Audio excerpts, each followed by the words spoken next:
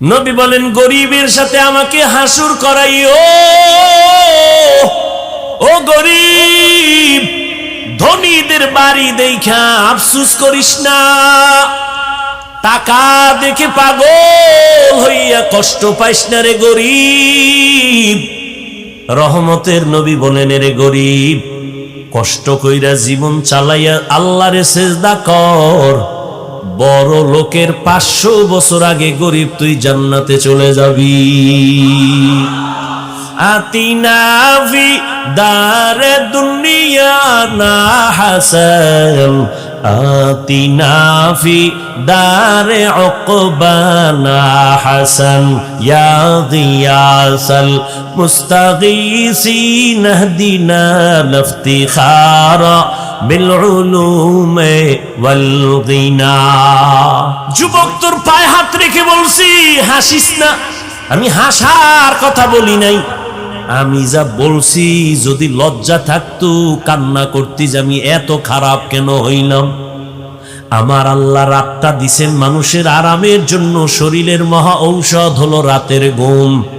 এই বুজুর্গ কথা তো কানে ঢুকাবি না, যা বাসায় যায় গুগলে সার্চ দিবি। হাফিজ ভাই যে বলল রাতের ঘুম শরীরের ঔষধ, হুজুরের কথা মানতে চাই না। গুগলে সার্চ দিয়ে দেখ রাতের ঘুম শরীরের কেমন ঔষধ। চিকিৎসা বিজ্ঞানীরা সব ডিটেলস ওখানে দিয়ে দিছে গবেষণা। রাতের ঘুম যে ঘুম ঔষধ, সারা রাতের ঘুম না। সন্ধ্যা রাতের ঘুম শরীরের ক্ষতি, শেষ রাতের ঘুম শরীরের ক্ষতি, মধ্যরাতের ঘুম হলো শরীরের মহা ঔষধ। 10টা থেকে রাত্র 2টা পর্যন্ত ঘুমাবি, শরীরের একটা মহা ঔষধ। একটা মানুষ যদি টাইম মতো না ঘুমায়, তার কথার ব্যালেন্স থাকে না, চলাফেরার ব্যালেন্স থাকে না। এই রাতের ঘুম শরীরের মহা তোমার ঔষধ। আল্লাহর দেয়া নেয়ামতের ঘুমটারে যারা নষ্ট করে সারা রাত কবিরা গুনাহ করে মোবাইলের দ্বারা কাটাও, তোর মরার আগেই বিছানায় পড়ে কানবি, চোখের পানি মোছার কোনো আপন কাউকে পাবি না। এখনো তুই টের পাও না তোর যে পার্স গুলো দিন দিন নষ্ট হইতেছে, তোর খবর নাই। ডাক্তারের কাছে গিয়া একটু পরীক্ষা নে, আই হসপিটালে গিয়া দেখ 1 বছর আগের চোখের পাওয়ার এখন খানিকটা মাইনাস হয়ে গেছে। একটু পরীক্ষা করে দেখ, মাথা ব্যথা আগের তুলনায় বেড়ে গেছে, বুকে ব্যথা বেড়ে গেছে। ও আল্লাহর গোলাম, তোমার কিডনির উপরে এফেক্ট হচ্ছে। এই মোবাইলের দ্বারা আজ তোমার জীবন ধ্বংস, তোমার যৌবন ধ্বংস। এমন একটা সময় আসবে, সময় মতো পার্স গুলো কাজ করবে না, কান্না করে এ পার্স আর ফেরত পাবি না। নকল কান লাগাবি, কাজ হবে না। নকল একজনের কিডনি লাগাবি, আসল কিডনির ফায়দা দিবে না। নকল চক্ষু লাগাবি, আসল চোখের ফায়দা দিবে না। আল্লাহর দেওয়া পার্স গুলো নিজে হাতে মোবাইল লইয়া নিজে নিজে সব পার্স গুলো নষ্ট করতেছো।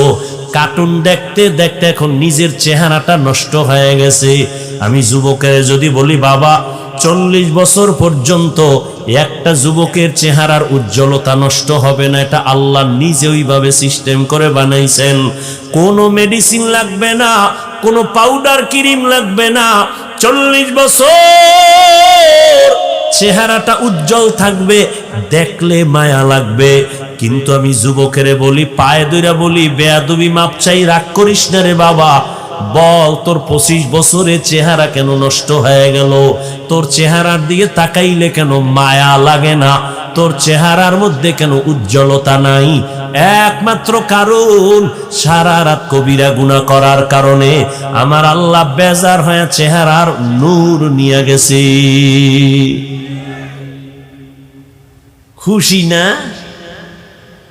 এই তোর সাথে মাইয়া কোরআন শপথ করছে না?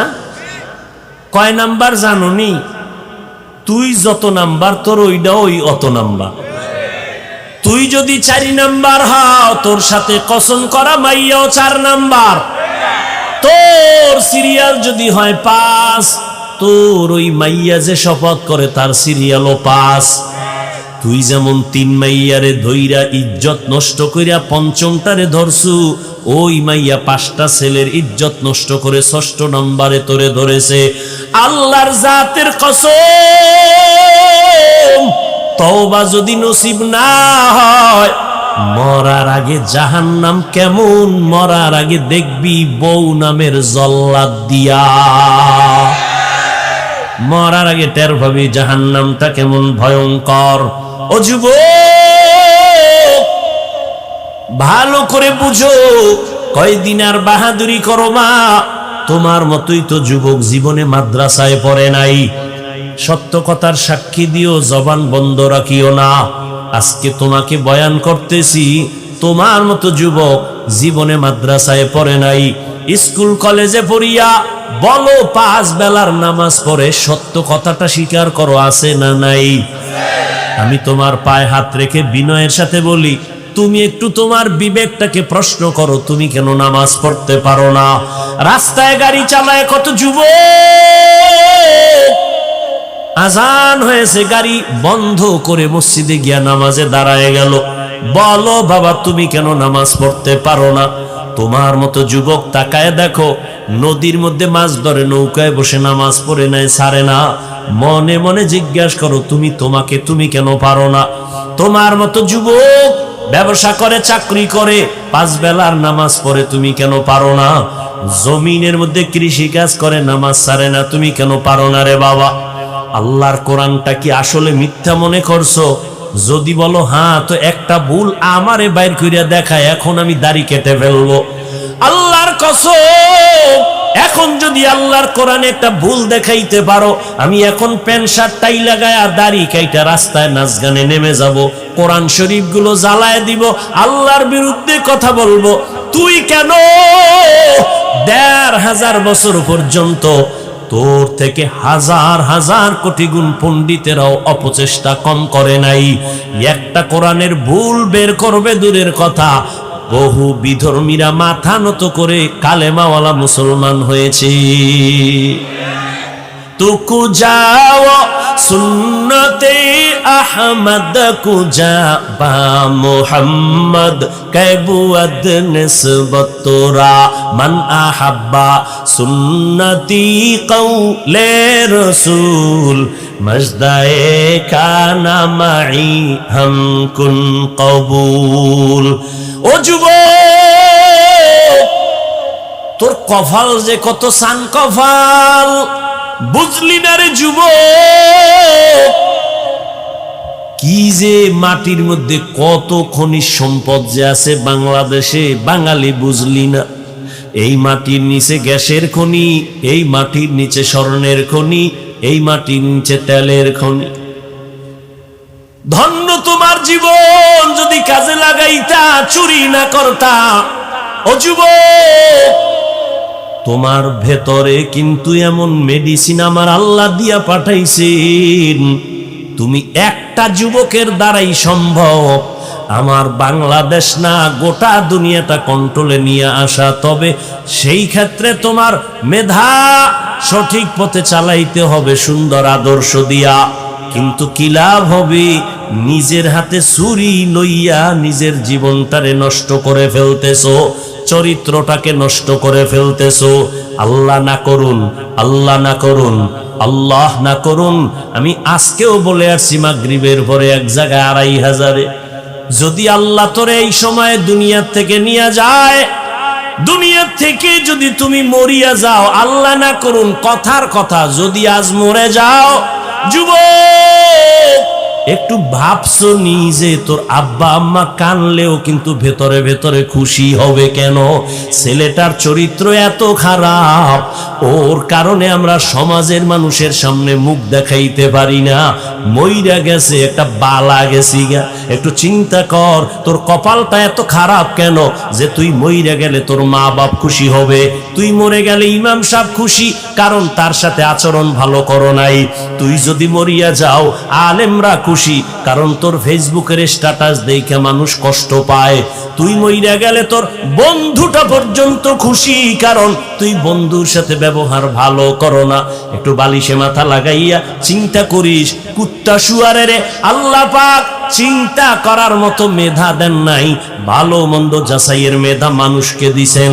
ও যুবক বাবা, তুমি একটু চিন্তা করো, রহমতের নবী 1500 বছর আগে বলেছেন, ও যুবক বাবারা, এমন এক টাইমে আমি মক্কায় আসছি যেই সময় মক্কার মানুষ চরিত্রহীন, খারাপ, আমার আপন বলতে কেউ নাই। মানুষ বিপদে পইরা বাবার কাছে যায়, আমার আব্বাও মায়ের কাছে গিয়া কয়, মা একটু হাত উঁচু করে দোয়া করো, আমারে আল্লাহ এমন ভাবে জমিনে পাঠাইছে, আমার চারদিকে এই পরিমাণ দুশ্মন, আমি দোয়া চাওয়ার জন্য আব্বারেও পাইলাম না। 6 বছরে মা হারায় বড় অসহায়, কিন্তু আমার অন্তরে একটু খুশি। ওই বিপদের সময় আমার উপকার যারা করেছে অধিকাংশ যুবক, আর আমার বিরোধিতা করেছে যারা বুড়া। যুবকেরা আমার উপকার করেছিল। এই গৌরীপুর এলাকার মুসলমান যুবকরে 1500 বছর পরে একটু দাঁড়াইয়া বলতে পারবিনি আমার মদিনার নবীর আদর্শের উপকার কি করলি? একটা মানুষ দাড়ি রাখছে, যদি খুশি হইয়া বলতে, যুবক ভাই তুমি দাড়ি রাখছো নি? কয় হ্যাঁ, ধন্যবাদ তোমারে, দোয়া করিও আমিও যেন রাখতে পারি। তাহলে নবী খুশি হইতেন, আল্লাহ খুশি হইতেন। কিন্তু না, তোমার কপাল এত খারাপ, একটা যুবক ছেলে দাড়ি রাখার পর তুমি আবার তারে নিরুৎসাহিত করিয়া বলো, এই তুই দাড়ি রাখছো? কাহা বয়স কত? এত এত তাড়াতাড়ি বুজুর্গ, লজ্জা করে না? বিয়ে শাদী করছো? কয় না। এত তাড়াতাড়ি? তোমার থেকে সান্ত্বনার বাণী পাইল না। অথচ নবী বলেন, যুবক আমার উপকার করেছে, বুড়ারা আমার বিরোধিতা করেছে। নবীর বিরোধী দুশ্মন আবু জাহাল বুড়া, আবু লাহাব নবীর দুশ্মনী করে বুড়া, উতবা নবীর দুশ্মনী করে বুড়া, সায়েবা নবীর দুশ্মনী করে বুড়া। আর নবীর আপন হইয়া উপকার করার জন্য রহমতের নবীর হাতের সাথে হাত লাগাইছেন 11 বছরের সন্তান। কয় বছর? 11 বছরের সন্তান হাত লাগাইয়া নবীর সাথে শপথ নিলেন কালেমার পতাকা উড্ডীন করার জন্য। নবী কয়, ও ভাই তুমি এতদিন ছিলা আমার চাচাতো ভাই, এখন থেকে তুমি আমার সাহাবী। হযরতে আলী 11 বছরের মধ্যে নবীর হাতে হাত লাগাইয়া দিলেন। 11 বছর মদিনার নবী বলেন, এতদিন ছিল আলী আমার চাচতো ভাই, এখন কি হইছে? সাহাবী। কিছুদিন পরে কি হবেন? কি হবেন? জামাতা। নবী খুশি হইয়া, যুবক আমার কাছে আসছে, নবীর প্রাণ ঠান্ডা হয়ে গেছে। আলী তো আলী, নবী এমন একটা চোখের পাওয়ার দিয়া দিছেন কলবের ভেতরে। আলী 900 মনের ওজন, এমন একটা কামুজ দুর্গের কপাটা এক হাতে উঠায়। আলীর আল্লাহ এমন পাওয়ার দিছেন, মদিনার নবী অন্তর ভইরা দোয়া করেন, আনা দারুল হিকমা ওয়া আলিয়ুন বাবুহা, আমি মুহাম্মদ হলাম ইলম ও হিকমতের ঘর, আর এই ইলমের ঘরের দরওয়াজা আমার আলী। আল্লাহর নবীর দোয়ার কারণে আল্লাহ পাক আলীকে এত পরিমাণ জ্ঞানের ভান্ডার দিলেন। ওমরের খেলাফত চলতেছে, ওমরে ফারুক তো আর একটা বাঘ, চেয়ারের মধ্যে খেলাফতের মসনদে বসা, হঠাৎ সামনে পাশে আলীও আছেন। হঠাৎ একজন মহিলা আদালতে হাজির। মহিলা দায়িত্বহীন ভাষায় চিল্লায় বলে, খলিফাতুল মুসলিমিন, আমি অপরাধী, বিচারের জন্য আসছি, আমার বিচার করেন, আমি অন্যায় স্বীকার করলাম। কি অন্যায় করেছো? মহিলা বলে, আমি জিনা করেছি। জিনা জিনা করি একটা অবৈধ বাচ্চা আমার পেটে নিয়ে দাঁড়াইছি, বিচার করেন। কার সামনে? আরে কথা কন না গেল তো, ওমরের সামনে। ওমর তো কথার আগে তরবারি, জল্লাদ তরবারি ডালা। কেন? কয় দেখছুনি নিজের অপরাধ নিজে স্বীকার করছে। কেন? কয় ও জাহান্নামের আযাবের ভয় পায়। ও আল্লাহর বান্দি বলে, আমি দুনিয়ার শাস্তি মাথা পেতে নিব, কিন্তু পরকালে আল্লাহর আযাব নিতে পারবো না। ও পর্দার আড়ালের আম্মা জানেরা, একটু মাইকের আওয়াজ কানে লাগায় শুনেন। এতক্ষণ আপনাদের সন্তানদের যেই পরিমাণ বয়ান আমি শুনাইলাম রে মা, এই সন্তানগুলোকে যদি আমার কথা বাস্তবায়ন করার জন্য চেষ্টা করা হয়, আম্মা জান আপনাদের অবদান ছাড়া সম্ভব হবে না। এই দুনিয়ায় যত ভালো সন্তান একমাত্র মায়ের অবদানের কারণে। এজন্যই তো মা আপনাদের এত মর্যাদা আল্লাহ বাড়াইছেন নবীর মাধ্যমে। কিয়ামত পর্যন্ত কোন লাইনে আলাদাভাবে নারীর মর্যাদা বাড়ানোর কোনো রাস্তাই নাই। দুনিয়ার কোন বেঈমান যদি বলে আমরা আলাদা নারীর সম্মান দিব, খোদার কসম নারীর সম্মান হবে না, চালাকি করলে হবে নারীরা অপমান। নারীর সম্মান কোন কোন লাইনে দরকার আমার আল্লাহ দিয়ে দিছেন একবারে কিয়ামত পর্যন্ত। নবীদের মা বানাইছেন নারীদেরকে। আম্মা জানদের বেলায় বলবনি দিয়ে একটা কথা, এরে আম্মা জান আপনাদের জীবনটা তো ধন্য, আপনারা নবীদের মায়ের মতো মা, সাহাবায়ে কেরামের মায়ের মতো দামি মা। আপনারা এই যে স্টেজের মধ্যে হাফেজে কোরআনদের বাগরি দেওয়া হলো, একটু চিন্তা করেন ওর মা কত খুশি, ওর বাবা কত খুশি, কলিজাটা ভরে গেছে। দোয়া করি তবে ভয়ও আছে, যেমন খুশি তেমন ভয়। যদি আমার এই ছাত্র বাবারা আল্লাহর কোরআন বুকে নিয়ে গুনায় লিপ্ত হইয়া যায়, আমার আল্লাহ বরদাস্ত করতে পারবেন না। ভালো ছাত্র সামান্য অন্যায় করলে আল্লাহ তারে ধইরা ফালায়, শিক্ষক তারে ধরে ফেলে। আল্লাহর কোরআন যার সিনায় লাগাইছে, নিচে ভিতরে 30 পারা ঢুকানো, ওই বান্দা আল্লাহর কাছে এত প্রিয়, সামান্য গুনাহ করলে আমার মাওলা সইতে পারে না। আল্লাহ ঠাস করে একটা হোঁচট খাওয়ায়া দেয়, দুনিয়া থেকে চলে যায়। আল্লাহর কাছে দোয়া করি কোরআন যাদের সিনায় নিল, হাফেজ আলেম, আল্লাহ তাদেরকে আদবওয়ালা জিন্দেগি দান করেন। আল্লাহওয়ালাদের ওস্তাদের দোয়া নিয়া, মা বাবার দোয়া নিয়া শান্তি আর সম্মানের জীবনে চলতে পারে তৌফিক দান করেন। ও পর্দার আড়ালের আম্মা জানেরা, আপনারা তো খাদিজা রাদিয়াল্লাহু তাআলা আনহার মতো নারী, ফাতেমা রাদিয়াল্লাহু আনহার মতো দামি নারী, আপনারা তো আয়েশা রাদিয়াল্লাহু আনহার মতো নারী। এরে আম্মা জান আপনারা তো ইসমাঈল নবীর মা হাজেরা আলাইহিস সালামের মতো নারী, আপনারা তো ঈসা নবীর মা মারইয়াম আলাইহিস সালামের মতো নারী। আপনারা তো কেমন দামি। ওই বেঈমান ফেরাউন নিজেরে খোদা দাবি করেছিল, একটু জানা থাকলে বলবেন ওই বেঈমানের ঘরে তার স্ত্রী কে ছিল? আসিয়া কত দামি নারী। রহমতের নবী বলেন কিয়ামতের ময়দানে জান্নাতের মধ্যে আসিয়ার সাথে আমি মুহাম্মদের বিবাহ হয়ে যাবে। ও মা, আপনার স্বামী তো ফেরাউনের মতো খারাপ না রে মা। আপনি যদি একটু নামাজ আদায় করতেন আর হাত উঁচু করে দোয়া করতেন, আপনার স্বামী যাই হোক না কেন আপনার জন্য হলেও তো একটু কষ্ট করে বাইরে গিয়া। কত স্বামী সকালের নাস্তারও চিন্তা নাই, দুপুরে খানাও খাইতে পারে না, যত কামাই করে গাধার মতো কষ্ট করে, নিজের জন্য কিছু করে না, স্ত্রীর জন্য আর সন্তানের জন্য করে। নিজে খাইলো না না খাইলো চিন্তা নাই, স্ত্রী খাইলো কিনা, সন্তান খাইলো কিনা পেরেশান। ঈদের বাজারে স্ত্রীর জন্য জামা কাপড় কিনে, সন্তানের জন্য কিনে, কিন্তু নিজের জন্য টেনশন নেই। যত স্বামী কাজ করে কষ্ট করে সব হলো পরিবারের জন্য।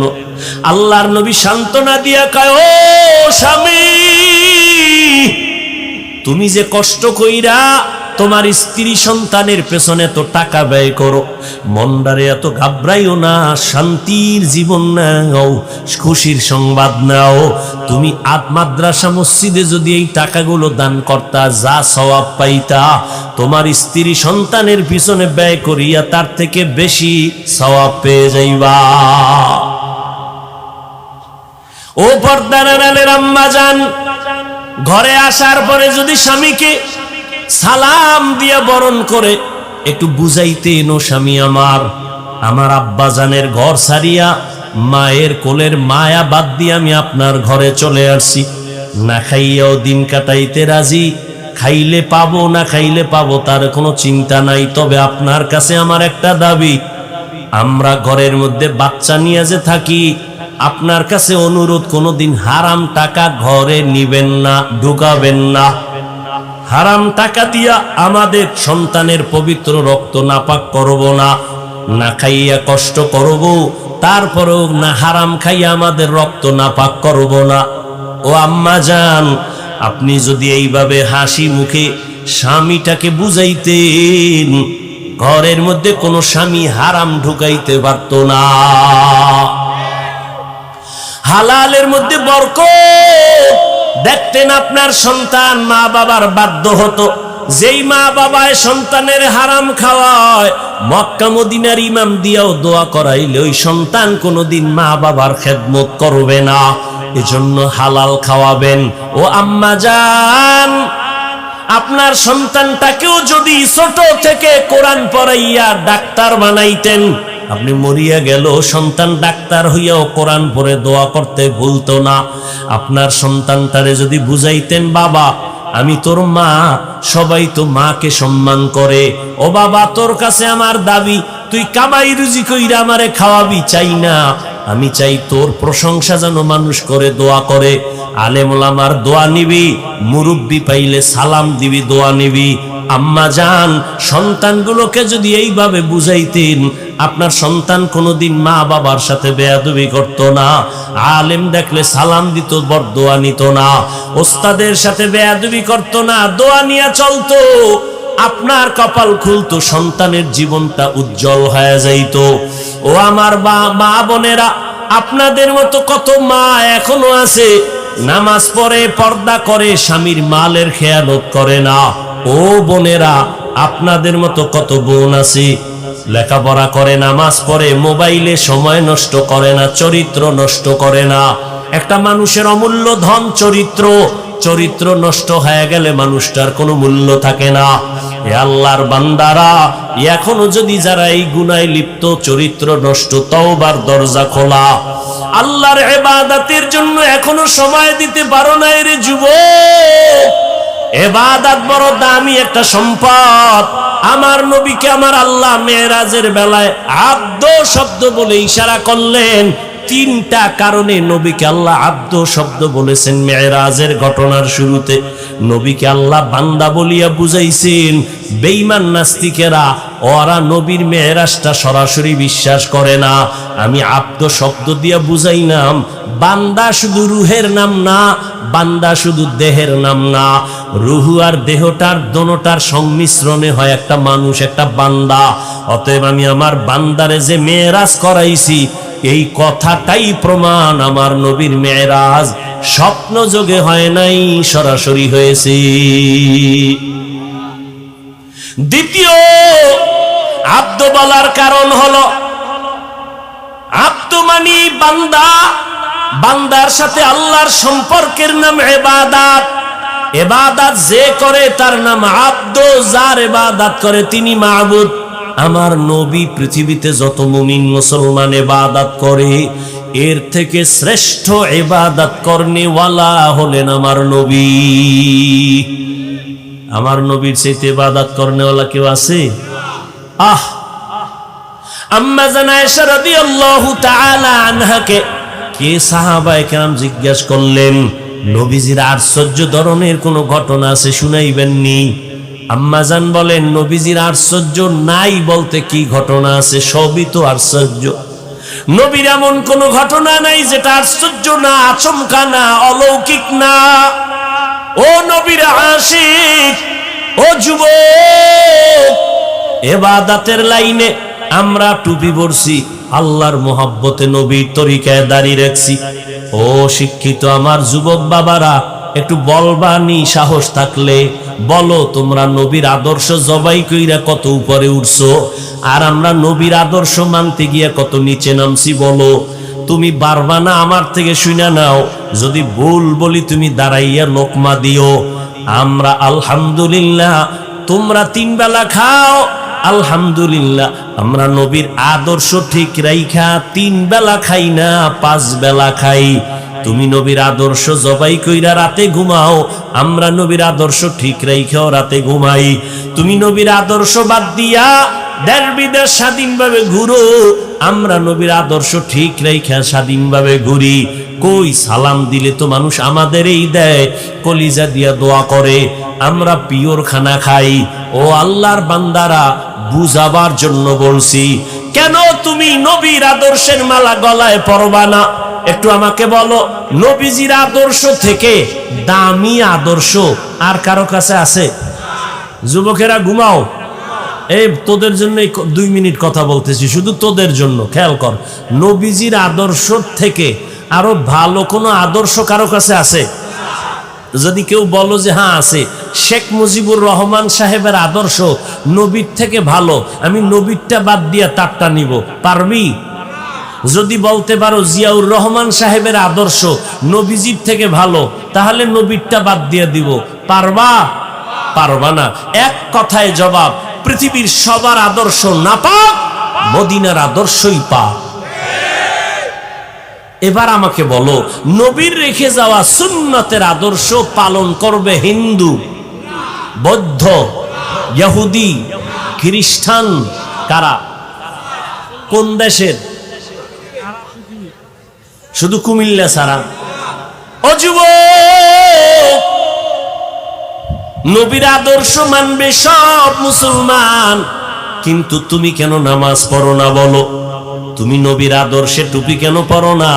নবীর আদর্শে কেন তুমি মা বাবারে সালাম দাও না? কেন তুমি মা বাবার সাথে বেয়াদবি করো? কেন তুমি শিক্ষকের সাথে বেয়াদবি করো? আমি তোমাকে ডাক্তার হওয়ার জন্য দোয়া করি।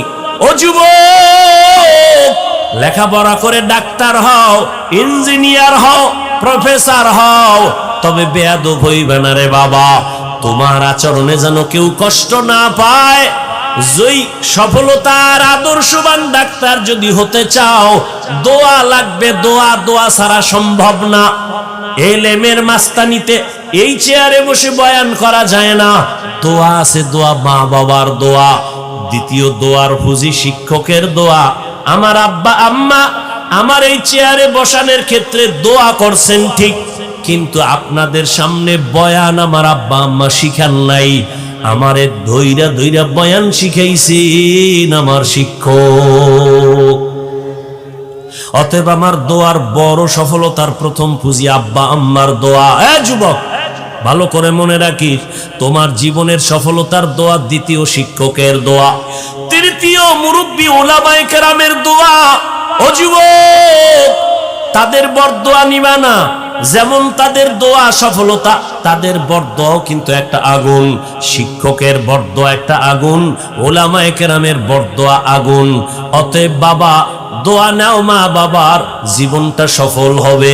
শিক্ষকের দোয়া নিও। যদি দোয়া নিতে নাও পারো, পাও দুইটা ধইরা বলি, যদি বলো হাফিজ ভাই নিচে নাইমা পাও ধরো, বল আমি লাফ দিয়া নিচে আসি, আমি পায়ে ধইরা শেষ বেলায় একটা কথা তোমাদের বলে যাই। যুবক বাবা, সফলতার জীবন যদি চাও, মা বাবার দোয়া নাও।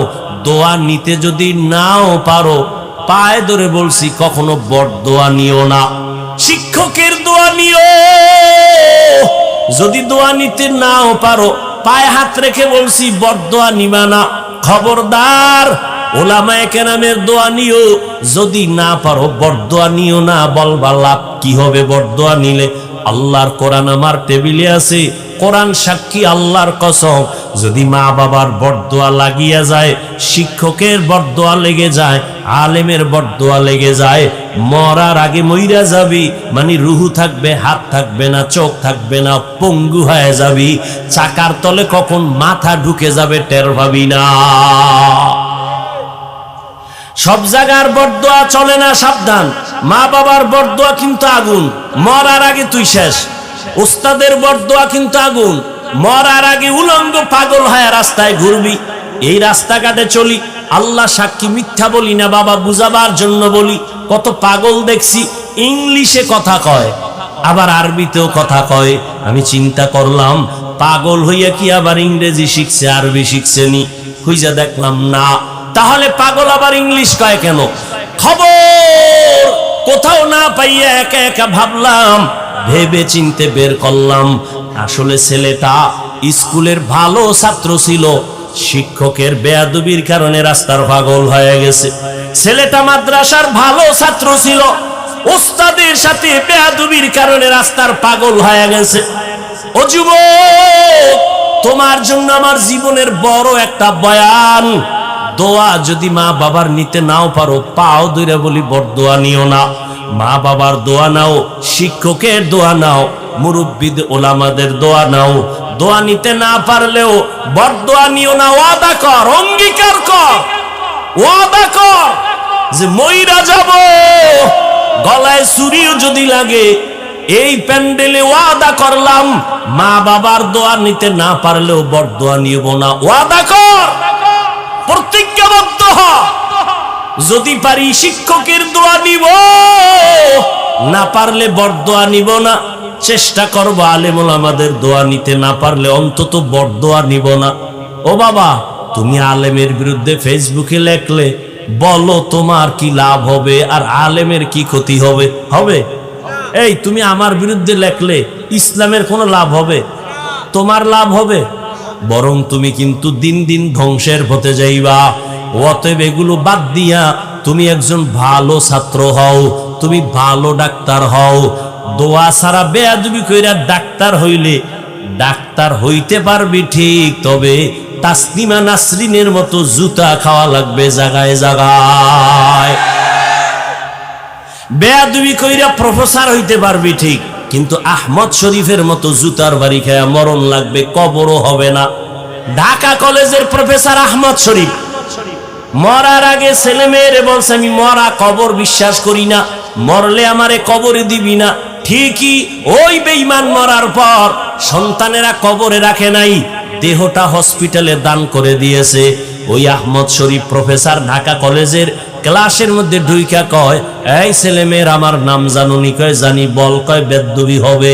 কয় শোন, আমার নাম আহমদ শরীফ। শুনছো না তোরা কোরআন শরীফ? জি স্যার। শুনছো হাদিস শরীফ? জি স্যার। শুনছো মক্কা শরীফ, মদিনা শরীফ? কয় জি স্যার। আজকে থেকে শুনা ল, মক্কা শরীফ বাদ, মদিনা শরীফ বাদ, কোরআন শরীফ বাদ, হাদিস শরীফ বাদ, আমি আহমদ শরীফ তোদের জন্য যথেষ্ট।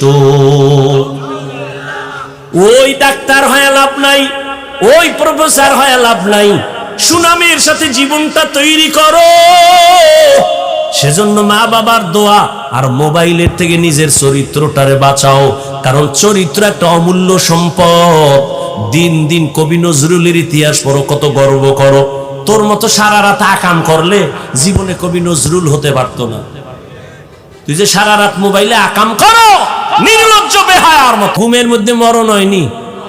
এই যুবকেরা বল। আচ্ছা, আজরাইল যদি আইসা দেখে তোর কানের ভিতরে গানের তার লাগানো, তুই মুসলমানের সন্তান, আল্লাহর ভয় নিয়ে বল, তুই আজরাইল যদি দেখে রাতে তুই কানের মধ্যে তার লাগাইয়া ঘুমাইছো গান শুনতে শুনতে, আল্লাহর কাছে কালকে কি জবাব দিবি? অনুরোধ করে বলে গেলাম, ও পর্দার আড়ালের মা, এখনো সময় আছে, আপনার সন্তানকে বুঝাইয়ে একটু লাইনে নেন, দোয়া করেন। ও ওলামায়ে কেরাম, ও মুরব্বীরা, ও যুবক বাবারা, এখনো সময় আছে, তওবা করো। মনে মনে আমার আল্লাহকে বলো, আল্লাহ জীবনে তো গুনাহ কম করি নাই, আমার গুনার কারণে চোখ বন্ধ করে মনে হয় তাকায় দেখি হাত না পাক করে ফেলেছি, গুনার কারণে চোখ না পাক, অন্তর না পাক, জিহ্বা না পাক। ও আল্লাহ, এই গুনার খবর যদি আমার আপনজন কেউ জানতো, সম্মানের নজরে দেখতো না। আল্লাহ, তুমি দেখার পরও রাগ করিয়া সম্মানের জায়গা থেকে ফেলে দাও নাই, খানা বন্ধ করো নাই, বাতাস বন্ধ করো নাই। ও আল্লাহ, আজকে তওবার নিয়ত করলাম, মরিয়া গেলে যাব, তুমি তো হায়াতের মালিক, তুমি তো মৌতের মালিক, তুমি তো রিজিকের মালিক। জীবনে তো অন্যায় কম করি নাই, মনে চাইছে নামাজ পড়ব না, পড়ি নাই, মনে বলতো আড্ডা দিব, বেপর্দা নারী দিয়া দিছি, মনে চাইছে পার্কে যাব, দৌড়ায় গেছি। ও আল্লাহ, আজকে থেকে ফিরতে চাই, আর নামাজ ছাড়বো না, আর দাড়ি কাটবো না, আর বেপর্দায় চলবো না, মা বাবাকে কষ্ট দিব না, ওলামায়ে কেরামের বিরুদ্ধে যাব না, নবীজির তরিকা মেনে চলবো। অন্তরটাকে ঘুরাইয়া আল্লাহর মোহাব্বত যদি থাকে, তওবা করো। আমার আল্লাহ কত দয়াময়, আল্লাহ তোমার আমার গুনাহ দেখার পরও রাগ করে পানি বন্ধ করেন নাই, বরং আমার আল্লাহ প্রতিদিন ডাকে, নাই বান্দা তওবা কর, জীবনের গুনাহ মাফ করে দিব। আল্লাহর নবীর তরিকা মতে ইবাদত চালু করে দাও, আর লেখাপড়া করো, চাকরি করো, ব্যবসা করো, মনে মনে তওবা করো, আর নামাজ ছাড়বো না, বেপরদায় চলবো না, দাড়ি কাটবো না, মা বাবার দোয়া নিয়া, মুরব্বীদের দোয়া নিয়া, শিক্ষকের দোয়া নিয়া, উলামায়ে কেরামের পরামর্শ নিয়া নবীজির তরিকা মেনে চলবো। আল্লাহর কাছে তওবার নিয়ত করো। জানি না কার কপাল ভালো, কারটা খারাপ। আবু জাহালের মতো 13 বছর নবীর বয়ান শুনিয়াও কালেমা পড়ে নাই, আর 27 বছরের যুবক ওমর নবীর কাছে তরবারি নিয়ে গিয়েও কালেমা পড়ে ফেললো। এই ময়দানেও জানি না কার কপাল কেমন। কিছু আল্লাহর বান্দা ওমরের মেজাজ নিয়ে গুনার কথা মনে করে তওবা করে ওয়াদা করবে, আর নামাজ ছাড়বে না, বেপরদায় চলবে না। আবার একদল গোলাম তওবা নসিব হবে না, এখান থেকে বের হইয়া আরো বিরোধিতা শুরু করে গুনার পাল্লা ভারী করবে। ও আল্লাহ, এই ময়দানে আমি দাবি করি সবার সিনাটা হেদায়েতের জন্য খুলে দেন, তওবার জন্য কবুল করে নেন। আয় আল্লাহ, প্রত্যেকের দ্বীনের হেদায়েতের উপরে চলার তৌফিক দান করেন। আলহামদুলিল্লাহি রাব্বিল আলামিন, ওয়াসসালাতু ওয়াসসালামু আলা সাইয়্যিদিল আমবিয়াই ওয়াল মুরসালিন ওয়া আলা আলিহি ওয়া আসহাবিহি আজমাইন। ইয়া আরহামার রাহিমিন, ইয়া আরহামার রাহিমিন, ইয়া আরহামার রাহিমিন। রব্বিরহামহুমা কামা রব্বায়ানি সগীরা। আল্লাহুম্মা ইন্নাকা আফুউন কারীম, তুহিব্বুল আফওয়া ফা'ফু আন্না। আল্লাহুম্মা ইন্না নাসআলুকা রিযাকা ওয়াল জান্নাহ ওয়া নাউযু বিকা মিন সাখাতিকা ওয়ান নার। আয় আল্লাহ, আমরা গুনার বোঝা নিয়ে হাত তুলেছি। কত উলামায়ে কেরাম, মুরব্বী, হাজী সাহেব, ব্যবসায়ী, চাকরিজীবী, ছাত্র, যুবক ভাই, পর্দার আড়ালে মা বোনেরা, আপনি সবাইকে মাফ করে দেন, তওবাওয়ালা জিন্দেগি দান করেন, গুনাহের প্রতি ঘৃণা জমায়ে দেন, নেক আমলের আগ্রহ বাড়ায় দেন। আয় আল্লাহ, এ মাহফিল কবুল করে নেন, মাদ্রাসা কবুল করে নেন, আসাতেজায়ে কেরাম, তালিবুল ইলমদের কবুল করে নেন। আয় আল্লাহ, মুহিব্বিন, মুতাআল্লিকিন, সহযোগিতাকারীদের কবুল করে নেন। সারা দুনিয়ায় শান্তি দান করেন, মুসলমানের ঈমান আমল হেফাজত করেন। আয় আল্লাহ, প্রবাসে যারা ব্যবসা চাকরি করে হেফাজত করেন, বাংলাদেশ শান্তির দেশ বানায় দেন। আয় আল্লাহ, জালেমদের জুলুম থেকে হেফাজত করেন। আয় আল্লাহ, নবীজির সুন্নাতওয়ালা জিন্দেগি দান করেন, নবীজির রওজায় গিয়া সালাম দেওয়ার তৌফিক দান করেন, বাইতুল্লাহর গিলাফ ধরে লাব্বাইক বলার তৌফিক দান করেন। আয় আল্লাহ, মা বোনদের আবেদা পর্দা নিশি বানায় দেন, সন্তানগুলো নেককার বানায় দেন। আয় আল্লাহ, প্রত্যেকটা যুবকের দিনের খাদেম বানায় দেন। মোবাইলের গুনাহের থেকে হেফাজত করেন, মোবাইলের গুনাহের থেকে হেফাজত করেন, মোবাইলের গুনাহের থেকে হেফাজত করেন। আয় আল্লাহ, আমাদের সবাইকে নামাজি, কোরআন পড়নেওয়ালা বানায় দেন। কামা ফাদ্দালা মাকানান আলা মাকান ওয়া ইনসানান আলা ইনসান। ونشهد أن لا إله إلا الله وحده لا شريك له، لا ضد له ولا ند له ولا مثل له. ونشهد أن سيدنا وسندنا وحبيبنا وحبيب ربنا وطبيبنا وطبيب قلوبنا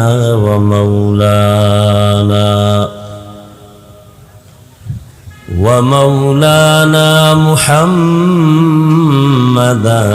عبده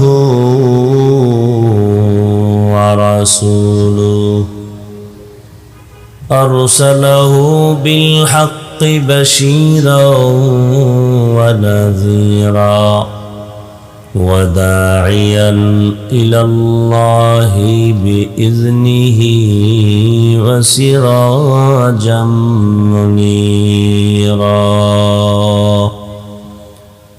اللهم صل على محمد النبي الأمي وعلى آله وسلم تسليما وبعد فأعوذ بالله من الشيطان الرجيم بسم الله الرحمن الرحيم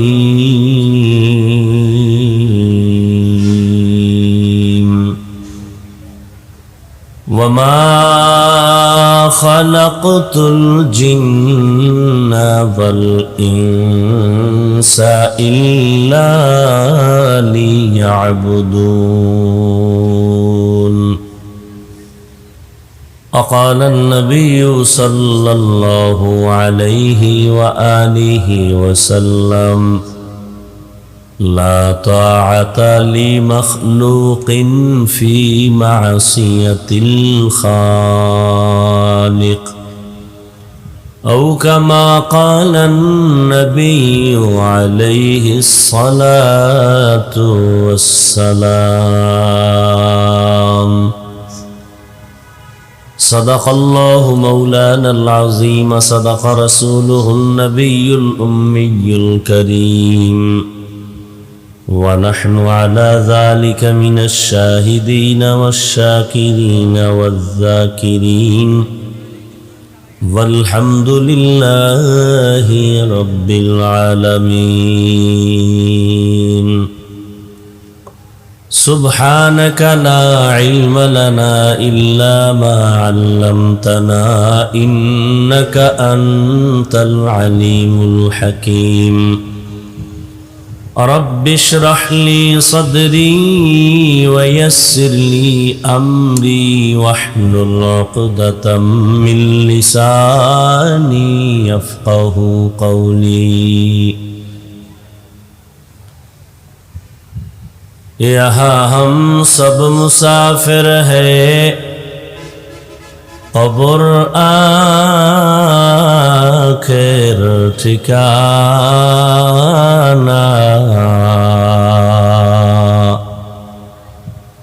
कोई आगे रवाना है कोई पीछे रवाना कोई आगे रवाना है कोई पीछे रवाना हकीकत खुल जाएगी बवक़्त इम्तिहान तेरे हकीकत खुल जाएगी बवक़्त इम्तिहान तेरे कि सुस्ती में या मेहनत में गुजारी जिंदगी तूने कि सुस्ती में या मेहनत में गुजारी जिंदगी तूने मुहम्मद ने आकर कुफर को मिटाया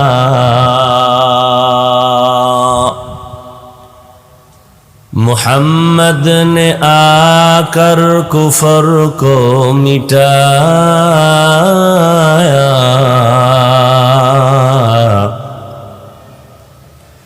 कुफर को मिटा कर सदाकत बताया कुफर को मिटा कर सदाकत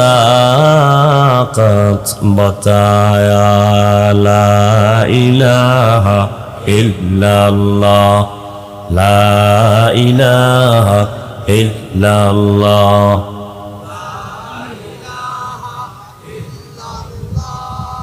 ला इलाहा इल्लल्लाह ला इलाहा इल्लल्लाह ला इलाहा इल्लल्लाह ला इलाहा इल्लल्लाह मुहम्मदुर রাসূলুল্লাহ। জামিয়া আরাবিয়া পেন্না ঈদগাহ কওমি মাদ্রাসা কর্তৃক আয়োজিত বার্ষিক ওয়াজ মাহফিল 30 অক্টোবর 2024। মহতি এই মাহফিলে উপস্থিত মোহতারাম সম্মানিত সভাপতি, প্রধান অতিথি, বিশেষ অতিথিবৃন্দ, হযরত উলামায়ে কেরাম, অত্র অঞ্চলের বিভিন্ন স্থান থেকে আগত আল্লাহ পাকের আশিকিন, জাকিরিন, শাকিরিন, মুহিব্বিন, মুরব্বিয়ানে আযম,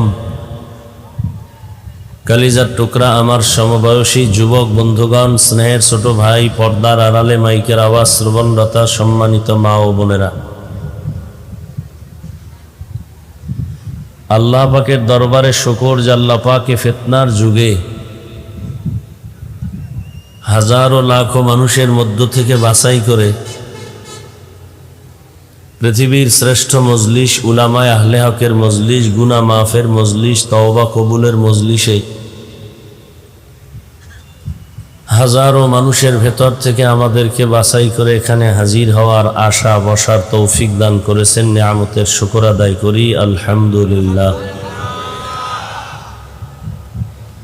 দরুদ ও সালাম সৈয়দুল মুরসালিন, রহমাতুল লিল আলামিন, শফিউল মুজনিবিন, খাতামুন নবিয়্যিন, সৈয়দুস সাকালাইন, ইমামুল মুরসালিন, শফিয়ে আযম, রসুল আকরম, রহমতে আলম, নবিয়ুল আরব আল আজম, হাবিবে কিবরিয়া, আশরফুল আম্বিয়া, সৈয়দুল আম্বিয়া, शफीए महशर, साक़िए कौसर, आक़ाए नामदार, मदीनह का ताजदार, आफ़ताब नबूवत, फ़ख्र मौजूदात, सैयदुल मखलूक़ात,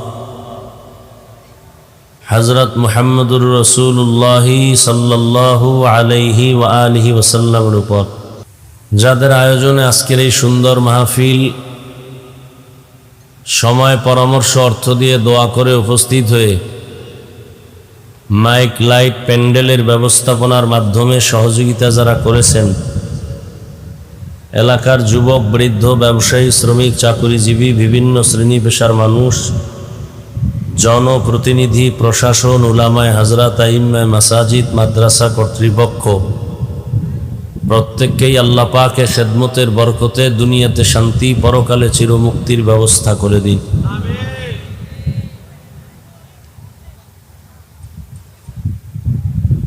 হযরত উলামায়ে কেরাম দীর্ঘ সময় কোরআন সুন্নাহর আলোকে আলোচনা রেখেছেন,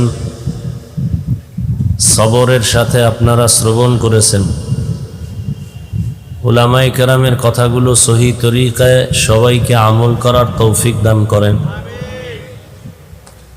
উলামায়ে কেরামের ইজ্জতকে আল্লাহ বেশি বেশি বাড়ায় দেন। কি সবাই আমিন বলেন না? সমস্যা?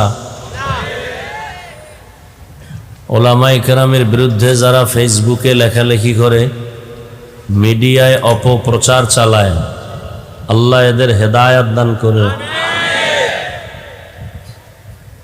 আমি আপনাদের দোয়া নেওয়ার জন্য আসছি এবং সংক্ষেপ আলোচনার জন্য কোরআনে হাকিমের এক আয়াতে কারিমা, রসুলের হাদিস থেকে এক টুকরো হাদিস পড়েছি। ইখলাস ও রুহানিয়াতের সমন্বয়ে, সহি নিয়তে, সহি তরিকায়, সহি কিছু কথা আমাকে বলার মতো, আপনাদেরকে শুনবার মতো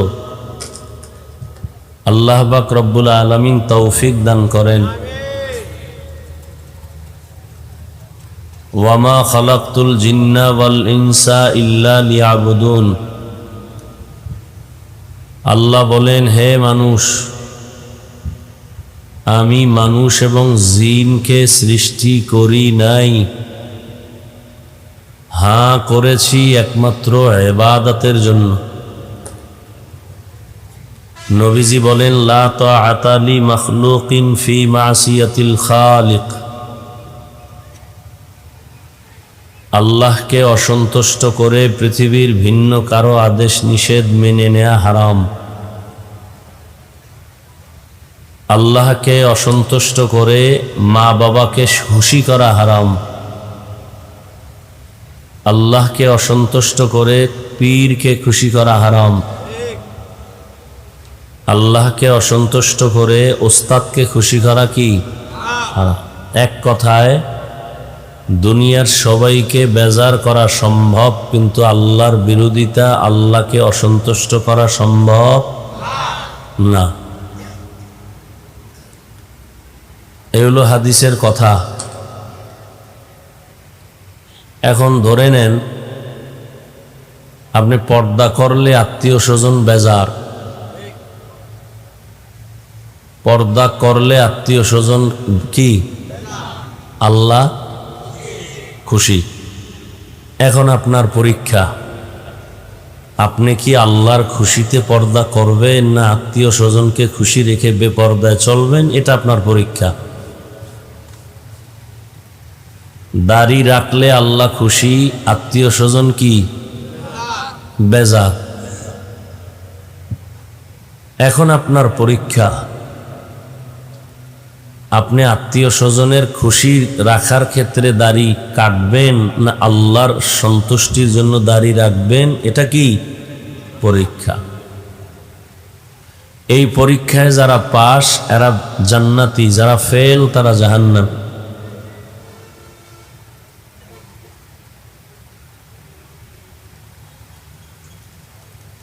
আল্লাহ আমাদেরকে ঈমানের পরীক্ষায় পাশ করার তৌফিক দান করেন।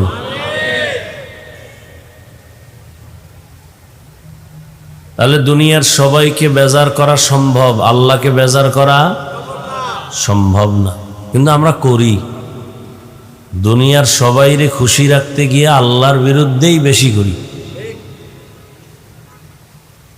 দুনিয়ার কেউ যেন বেজার না হয়, আল্লাহ হয়ে যাক হোক। এই কারণেই তো সব অশান্তি। সবাই ইসলাম চায়। ভোটের আগের রাত্রে টাকা পাইয়া কেবলা ঘুরাইয়া দেয়। এই হলো আমাদের ইসলাম চাওয়ার বাস্তবতা। ছিলাম কে এতক্ষণ, তো কথা বুঝেন। মাঝে মাঝে মনে চায় ওয়াজ মাহফিল বাদ দিয়ে দিমু, তো এই কথা বললে আল্লাহ যদি আবার বেজার হয়, এই জন্য বলিও নি। এত আবেগ আপনাদের।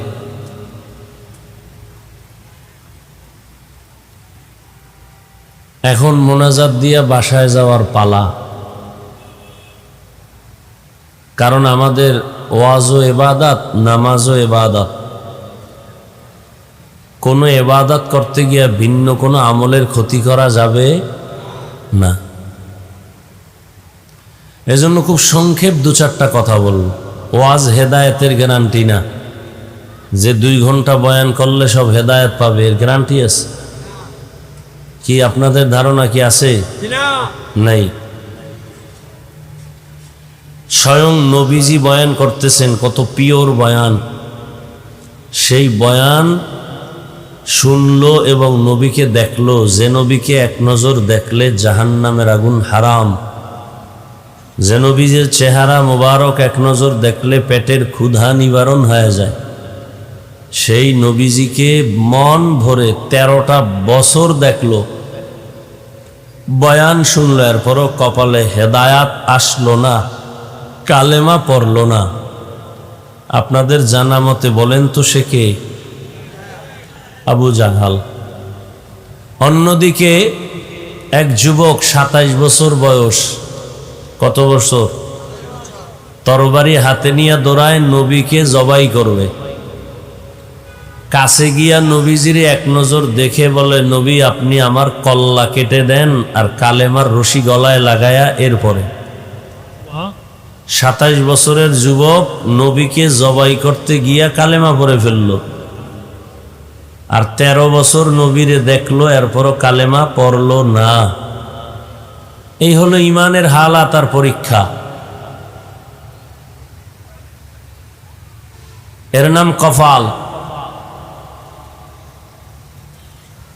ঘরে আগুন লাগছে, নতুন ভাবে ঘর করা যাবে, কপাল পুড়ে গেলে নতুন কপাল আর পাওয়া যায় না।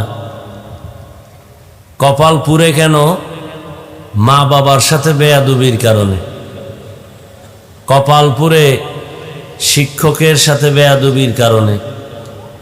কপাল পুড়ে ওলামায়ে কেরাম মুরব্বীদের সাথে বেয়াদবি করার কারণে। এদের দ্বারা যেমন কপাল পুড়ে, আবার লাইন মতো চললে কপাল খুলে।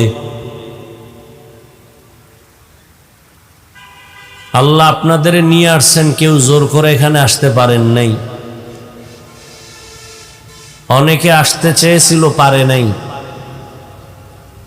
এখানে আসতেও কপাল লাগে, এখানে বসতেও কপাল লাগে, দোয়া করে গুনাহ মাফ করাইয়া তওবা করে যাইতেও কপাল লাগে।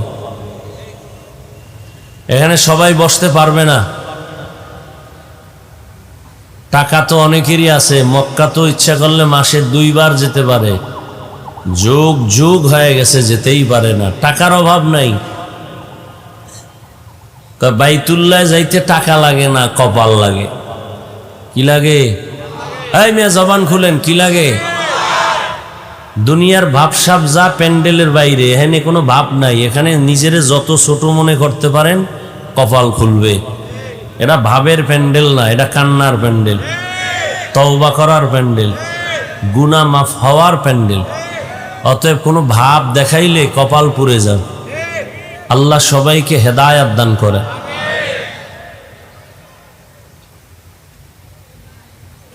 তো আল্লাহ বললেন, আমি মানুষ আর জিনকে সৃষ্টি করিই নাই। আবার বললেন, হ্যাঁ করেছি। ডাইরেক্ট বললেই তো আমি জিন আর মানুষকে সৃষ্টি করেছি ইবাদতের জন্য। প্রথমে করি নাই নেতিবাচক শব্দ দিয়া, পরে আবার ইতিবাচক দিলেন। কারণ কি?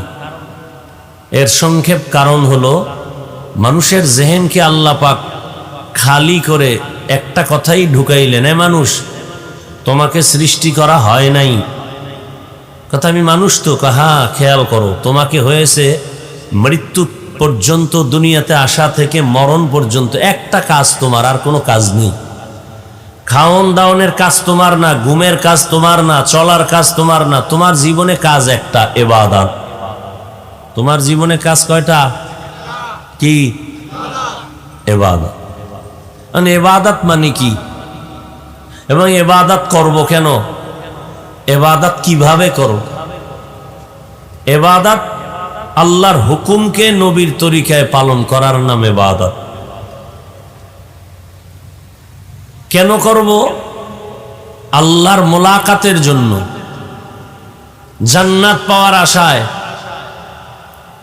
কিভাবে ইবাদত করব? মন গড়া না, জীবনে যা করব সব নবীর তরিকায়। মানে ইবাদত মানে কি?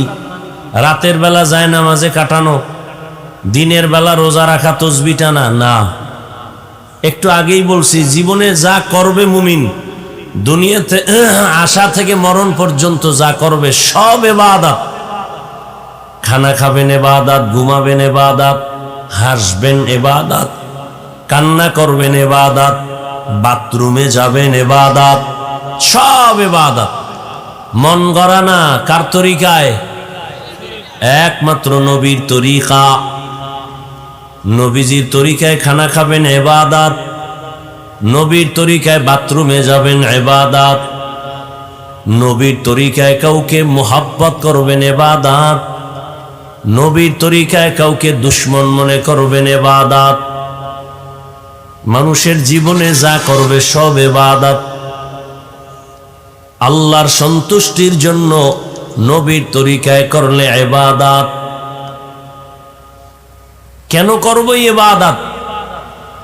আল্লাহ পাওয়ার জন্য, জান্নাতের পজিশন বাড়ানোর জন্য। দুনিয়াতে আর কোনো কাজ নাই ইবাদত ছাড়া। রাজনীতি করবেন তাও ইবাদত। কখন ইবাদত হবে? যদি নবীর তরিকায় হয়। নবী রাজনীতি করছেননি, শুধু করেন নাই, পৃথিবীর প্রত্যেকটা মানুষকে রাজনীতি শিক্ষা দিয়ে গেছেন। নবী হলেন পৃথিবীর শ্রেষ্ঠ রাজনীতিবিদের শিক্ষক, আর কোরআন শরীফ হলো পৃথিবীর শ্রেষ্ঠ রাজনীতির কিতাব। আর পৃথিবীতে সংসদ ভবন বা পার্লামেন্ট হলো রসুলের মসজিদ, মসজিদে নববী। আর আমরা কি বলি? মসজিদে রাজনীতি চলবে না। কে কয় যে দুর্নীতি আর পেটনীতি করে? এরা কয়। এরা কয় মসজিদে রাজনীতি চলবে না। তার মানে হুজুর যে কোরআনের রাজনীতি করবে তা চলবে না, উনি যে পচা রাজনীতি করবে, ধান্দাবাজি করবে, এটা চলবে। হুজুর কোরআনের লাইন মতো চললে মসজিদের ইমামতি থাকা কঠিন, আর উনি পচা পায়খানা খাইয়াও কমিটিতে থাকতে সমস্যা নেই। আর আমার দেশের ছেলেরা নাকে তেল লাগায় ঘুমায়, দেশ স্বাধীন। হ্যাঁ, তুমি এখানে নাকে তেল লাগায় ঘুমাও, দেশ স্বাধীন। আর ঢাকাতে মা বোনেরা সাংবাদিক সম্মেলন করে বলে আমাদের অধিকার ফেরত চাই। কি অধিকার? কয় দেহ ব্যবসা করে খাইতাম, ওই দেহ ব্যবসা করে আবার স্বাধীনভাবে চলবো, কারো হস্তক্ষেপ থাকা যাবে না, সেই অধিকার চাই। আর তুমি নাকে তেল লাগায় ঘুমাও স্বাধীন। মুসলমান স্বাধীনভাবে ঘুমাতে পারে না। মুসলমান 24 ঘন্টা চোখ কান খোলা রাখতে হবে। মুসলমান তো নাকে তেল দিয়ে ঘুমাবে সেদিন এদেশের ময়দানে ওলামায়ে কেরাম দ্বীনের বয়ান করবেন, কোনো বেনামাজি সুদখোরের অনুমতি নিতে হবে না যেদিন। মুসলমান তো নাকে তেল লাগায় ঘুমাবে সেদিন এদেশের প্রত্যেকটা মসজিদ মাদ্রাসার কমিটিতে বেনামাজি সুদখোর থাকবে না যেদিন। কিন্তু দোষ দিবেন কারে? আকাম তো আপনিই করেন। ওই যে একটু আগে বলছি, ইসলাম চায় ভোটের আগের রাত্রে কেবলা ঘুরায় দেয় হাদিয়া পাইয়া, সুদ খাইয়া, টাকা খাইয়া। আল্লাহ হেদায়াত দান করুন। এই জন্য আপনি রাজনীতি করেন ইবাদত হিসাবে। আপনাদের কি ধারণা ইসলামের মধ্যে রাষ্ট্রীয় ব্যাপারে কোনো সমাধান নাই, কোনো নীতি নাই? কেন বলেন ইসলামে রাজনীতি নাই? আপনার কথা এটা বুঝায় না যে ইসলাম সব দিক থেকে কমপ্লিট, একদিক থেকে দুর্বল। কোরআন শরীফে সব আছে, একদিক থেকে দুর্বলতা আছে রাষ্ট্রীয় ব্যাপারে। আপনি এই কথা বলার দ্বারা তো এটাই প্রমাণ হয়। অথচ কোরআন শরীফ তো কমপ্লিট, কিয়ামত পর্যন্ত এক সংবিধান। এটা আওয়ামী লীগ আর বিএনপি আইয়া এটারে ফালনান লাগবো, সংশোধন করা লাগবো, সেই সংবিধান কোরআন না। কি কেউ মন মতো করে, আর এক দল একেবারে ভালটা আগুন দিয়ে ভোর, আমগো মন মতো করো। আর আল্লাহ কোরআন শরীফ এমন সংবিধান করেছেন কিয়ামত পর্যন্ত হিন্দু তার অধিকার ফিরে পাবে। এক সংবিধান দিয়া বৌদ্ধ তার জীবন শান্তিতে চালাবে, ইহুদি তার জীবন যাপন করবে শান্তিতে এক সংবিধানের আলোকে। ইসলাম আসবে, কোরআন দিয়ে দুনিয়া চলবে, হিন্দু নিরাপত্তা পাবে, খ্রিস্টান নিরাপত্তা পাবে, ইজ্জত নিয়ে চলতে পারবে। পৃথিবীতে আর কোনো বান্দা ইসলামের লাইন ছাড়া ভিন্ন লাইনে মানুষকে শান্তি দিতে পারবে না। যা বলে সব চাপাবাজ। ওয়ামা খালাকতুল জিন্না ওয়াল ইনসা ইল্লা লিয়াবুদুন। আল্লাহ বলেন আমি মানুষ আর জিন সৃষ্টি করলাম একমাত্র ইবাদতের জন্য। কার ইবাদত? একমাত্র আল্লাহর ইবাদত। নবীর তরিকা মতো চলবেন, বাথরুমে যাবেন ইবাদত। আর নবীজির তরিকা বন্ধ করে যদি আপনি নামাজ পড়েন তাও ইবাদত হবে না। নবীজির তরিকা বাদ দিয়া যদি রোজা রাখেন ইবাদত হবে না। একজনে রমজানে রোজা রাখছে, 30টা রোজা রাইখা আবেগ বাইরে গেছে, কয় ঈদের দিনও রোজা থাকি, সওয়াব হবে? কি হবে? কেন হবে? নবীর তরিকায় নাই। একজনে মাগরিবের নামাজের ফরজ 3 রাকাত দাঁড়াইয়া পড়তে গিয়া শেষ রাকাতে গিয়া টেনশন করে, বেজোর পরে লাভ কি, আরো 2টা সেজদা বাড়াইয়া আমার রবের আর 1 রাকাত উপহার দিয়া 4 রাকাত জোর বানায় দেই। হবে? কেন হবে না? নবীজি তরিকায় নাই। আল্লাহ যেমনে বলছে নবীকে দেখাইছেন, ওইভাবে তুমি করবা, বুঝে আসুক আর না আসুক মানবা, পালন করবা, এর নাম গোলামি। যারা গোলামি করবা তোমার নাম আবেদ। কাজের নাম ইবাদত, যে কাজ করে তার নাম আবেদ, যার জন্য করে তার নাম মাবুদ। একমাত্র মাবুদ হলেন আমার আল্লাহ, কাজের নাম হলো ইবাদত। আর আমরা যারা ইবাদত করি আমরা হলাম আবদ বা আবেদ। বান্দার সাথে আল্লাহর গভীর সম্পর্ক একমাত্র ইবাদতের সূত্র ধরে। এই জন্য কোরআন শরীফে আমার আল্লাহ অনেক নবীর নাম নিছেন, রহমতের নবীর নাম আল্লাহ কখনো নেন নাই। নূহ নবীরে আল্লাহ ডাকছেন ইয়া নূহ, মূসা নবীরে ডাকছেন ইয়া মূসা, ইব্রাহিম নবীরে ডাকছেন ওয়ানাদাইনাহু ইয়া ইব্রাহিম, দাউদ নবীরে ডাকছেন ইয়া দাউদ, ঈসা নবীকে আল্লাহ ডাকছেন ইয়া ঈসা ইবনে মারইয়াম। এই উঠা বসা করলে মোনাজাত দিয়ে দু, এনে মস্কারা করতে আসি নাই, তামাশা করতে আসি নাই। আমাদের প্রত্যেকটা সেকেন্ডের মূল্য আছে।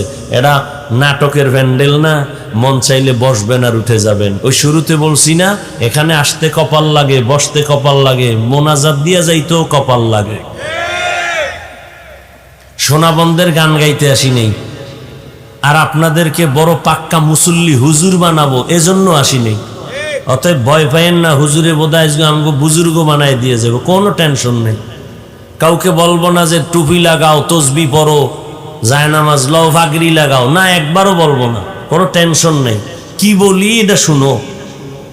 আমার নবী মুহাম্মদ কার বন্ধু? জবান খুলেন, আল্লাহর বন্ধু। আল্লাহ পাক রব্বুল আলামিন তবে আলাদা করছেন কি? সব নবী সব রসুল আমি আল্লাহ তাআলার আশিক, আর আমি আল্লাহ নিজে হলাম মুহাম্মদের আশিক। এই ও কই সাউন্ডটা বাড়াইতে পারো না? গেছে কই বিড়ি টানতে?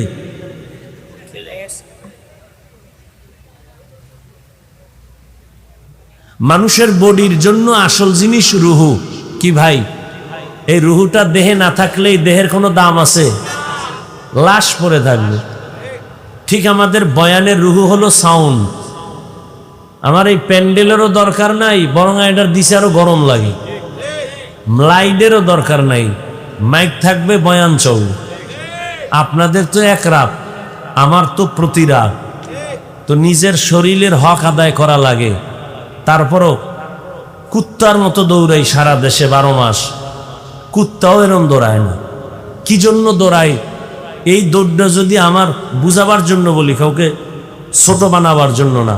এ আপনাদের মুসলমানের পিছনে না দৌড়াইয়া 12 মাস না, শুধু 6 মাস 1 ঘন্টা করে যদি হিন্দুদের মন্দিরে দৌড়াইতাম, খ্রিস্টানদের গির্জায় যাইতাম, পুরা বাংলাদেশের ইহুদি খ্রিস্টান আর হিন্দু সব মদিনার পাগল হয়ে যায়। কিন্তু মুসলমান ডিরে লাইনে আনা গেল না। মাওলায় পারে না, করোনার মতো দিয়া ওই গাদ্দারগুলোর ঘাড় সোজা হয় না। এখনো হারাম খায়, সুদ খায়, ঘুষ খায়, আলেমের বিরুদ্ধে কথা কয়।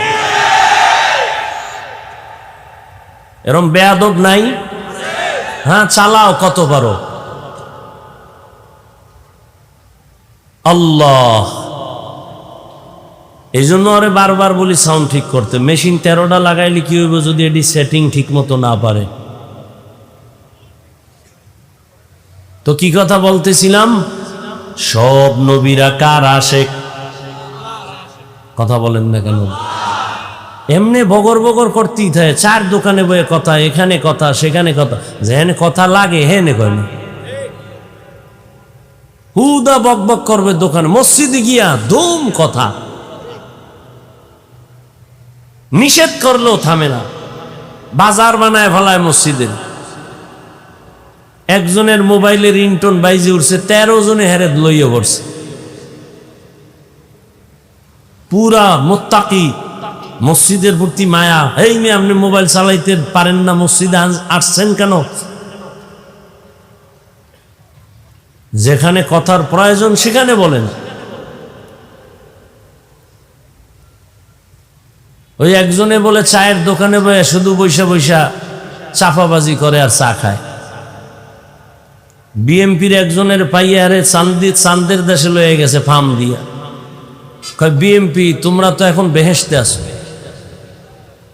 এবার আরশে আজিমে আল্লাহ পরামর্শ করতেছে তোমগো কই নিবে। বিএমপি তো এরা তো আর ওইরকম মক্কার হাজি না, রাজনীতি যারা করে এরা দুনিয়া পুরা পশমে পশমে দুনিয়া, আখেরাত বলতে এদের মধ্যে কিচ্ছু নেই। যতটুকু দেখায় শুধু দুনিয়া পাওয়ার আশায়, আপনাদের মন নেওয়ার জন্য না, ইসলাম ইসলাম জিকির করে। এরা কেউ ইসলাম চায় না, চায় ওই আমারে অনেকে মাঝে মাঝে আমি ধমক দিই, কয় বিএমপি এইটা করলো না ইসলামের জন্য, আওয়ামী লীগ। আমি বললাম এরা কি ইসলামের ব্যানার নিয়ে আপনাদের কাছে ভোট চাইছে যে আমগো ব্যানারটা ইসলামী ব্যানার, ভোট দাও, আমরা কোরআনের শাসন কায়েম করব, এই ইসলামের লাইনে দেশ চলবে। এরা তো এই স্লোগান দেয় না। তুমি যে ইসলামের লাইনে নাই তার কাছে ইসলাম চাও কেন? যারা ইসলামের লাইনে ইসলাম চায় এগো ভোট দাও না কেন?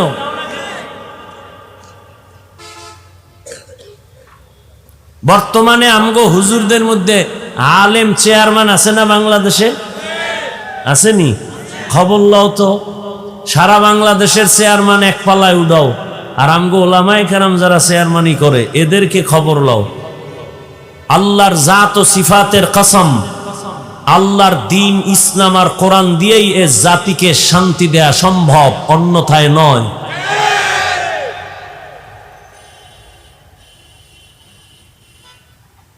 তো চায়ের দোকানে বইয়া বিএমপির এই কথা কইলে হে খুশি না বেজা? ও মিশা কোক কইছে তো।